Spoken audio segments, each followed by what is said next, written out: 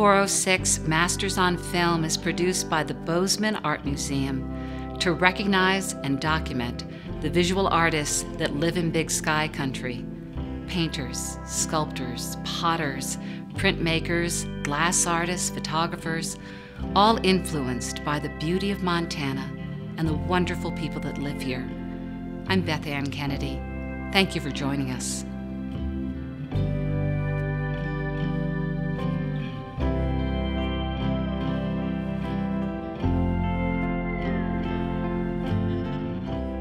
Composition is saying, at least for a moment, we can take the whole world or a little piece of the world and it can be perfectly arranged. Everything is exactly as it should be.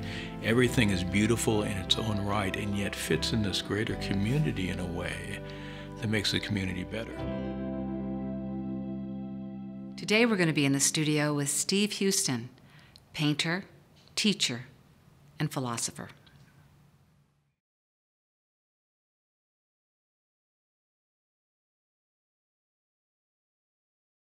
Someone told me I could make a living at art, and I'd always drawn. I'd never taken any lessons, and I figured I was pretty good at math, so I figured I'd be an engineer. So I started taking at the junior college in Alaska, a little bit of engineering, and I took an art class, and I discovered that you can make a living at art. I thought, God, if I could make a living at my hobby, that would be cool.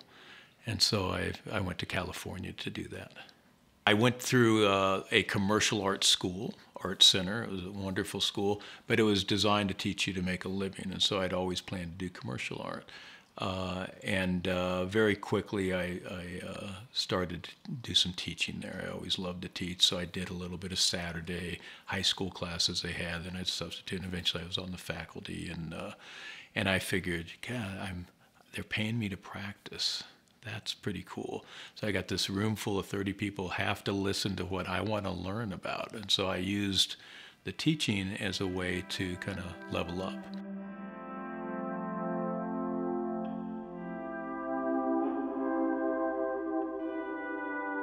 Traditionally, the nude was the female. Sometimes there'd be Greek gods and things, but it was the female, and it's rightly so, it's beautiful. So I attracted to the human body, I started doing that.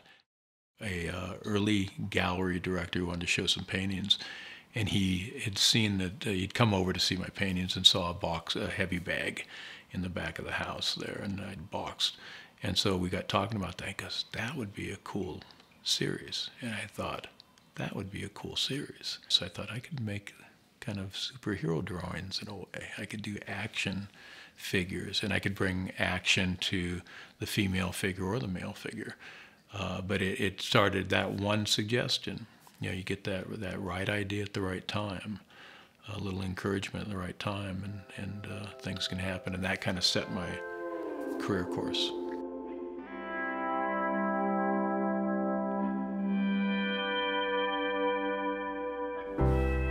One of the things I realized early on, when you look at a beautiful realist work, as you get up to it, there's usually often no surprises. What you saw from 40 feet away is what you see from 2 feet away. And I thought, well, if I could give them a little more each time they took another step forward. So when they get from 20 feet to 10 feet, from 10 to 5, they see something new. And so I started to weave in secondary subtle shapes and secondary surface paint, the painting surface. So I'd go thin in some places, I'd actually draw with the paint in others, I'd scrape it away with the end of the brush, and I was constantly trying to get a mark that was surprising, but they wouldn't see it until they got just so close, and reward them that way.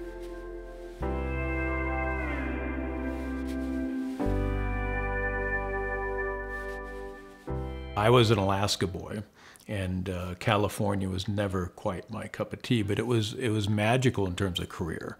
In fact, everybody, from my view, everybody who moved to Southern California basically moved there for their career. I'd always kind of planned at some point to get out of Dodge there, and just didn't happen until I met Jen, and then we had our first child, Duke, and at that point we started looking.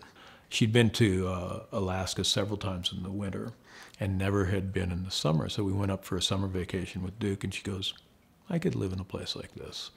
So we started looking around. We looked East Coast, West Coast. We ended up in the Rocky Mountains. And the first 6 months, it felt like we were on vacation. It was just fantastic. But it's changed my color palette a little bit. And just the abstraction of nature, the leaves on leaves against branches with sky behind, those layers of reality with aerial perspective, it's called, where you look out across the field and the mountains and the mountain ranges change in value. They get grayer and lighter.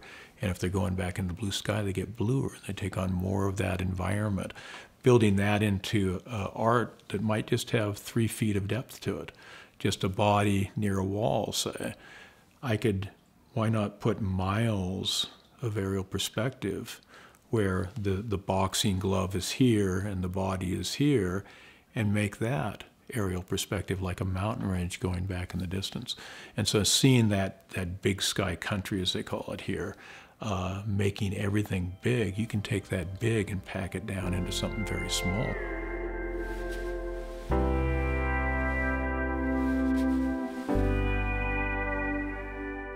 We've gone through a rational age, and we've gone through a modern age, industrial age, and we've been in our head so much that we forget that art, originally the first artists, as far as we know, were the shamans, the spiritual advisors, the ones who connected their people, their tribe, to something greater, gave them purpose in life, gave them strategies to live, not only survive, but live a meaningful, powerful life.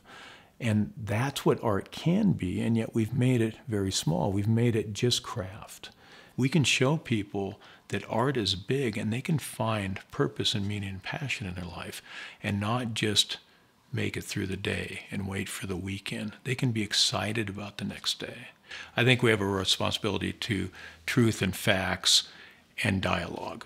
And so one of the things that I'm trying to do with my art is, as I tie it, at least metaphorically, to those spiritual ideas of connective strategy, is we need to connect with each other more. If you're going to be creative, that means there has to be something new. Creativity is really, well, there's a lot of ways to explain it or define it, but the one I like best is just pattern recognition.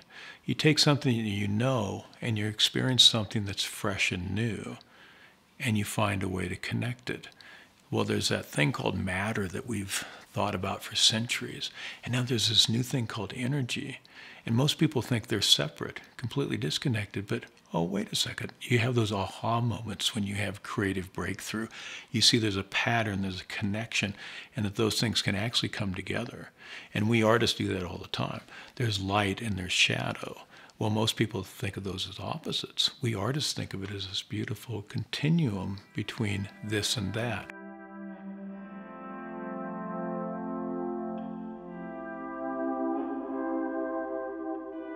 And one of the things that we're missing in this creative realm called art is creativity itself.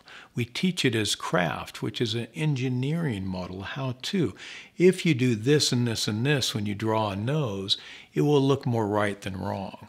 You'll get it right, but you'll get it my way of right. That's one right answer. We want to flip that and open that up.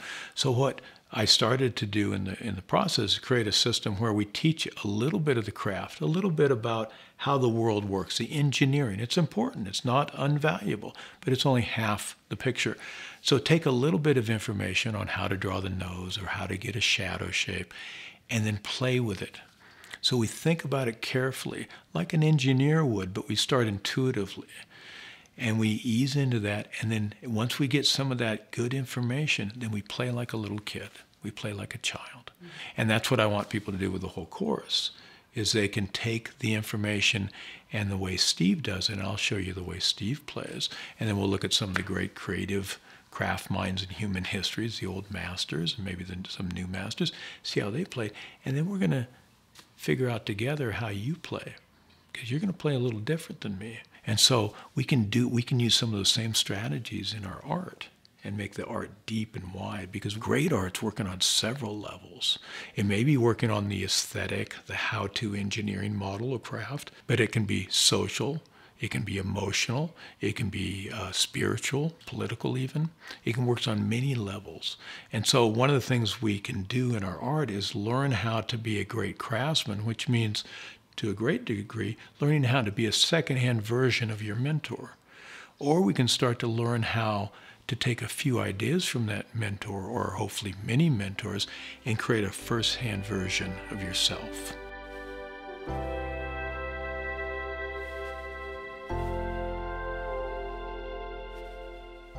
Art, in this sense, is a way of seeing with fresh eyes. I mean, think of a little child. If you've had children, been around children, most of us have, one of the great wonders, the great pleasures of childhood is they look at the world with fresh eyes. They look at the world with what the psychologists call bottom-up thinking. They're interested in everything because everything's new and fresh. Art can do that for you. Art can allow you to see the world in a new, fresh way. Now, one of the problems in the art form that I live with is it's a very small, quiet art form, and we live in now a very big, noisy world, and so it suffers for attention. We don't take the time to sit with it. I remember once at Huntington Gardens in Pasadena area when I was in California, go sit in one of the Japanese garden section. I sat there, I remember one time, and just watched the raked pebbles and all that beautiful. I just sat there and looked at it for 20 minutes, and I swear to God, it started to flow. It became a little trickle creek. And because I took the time to connect with it, and then my brain, my biology settled into that new reality, and I got something really wonderful out of that. That's the potential of what art can do. I think, well, it's many of the potentials that art can do. It can quiet the body down, let it know it's safe. This is a safe place to be. Most of the time, we're not feeling safe. We're kind of looking over our shoulder. We're reading the news. We're worried about tomorrow. Art can pull you right into the now and give you something really powerful about the now. I wanted people to think about, they don't have to see art the way I see it at all, and I hope they don't in large part, because it's big, as I said, but they need to see, I think, art as something bigger. And so that's one of the things that I'm most excited about and proudest about, I think, is that I'm letting people know that art is so much bigger, that they are so much bigger than they think they are. Steve, this is such a pleasure to be in your studio and to spend this time with you. Thank you so much. Oh, my pleasure. I love talking art.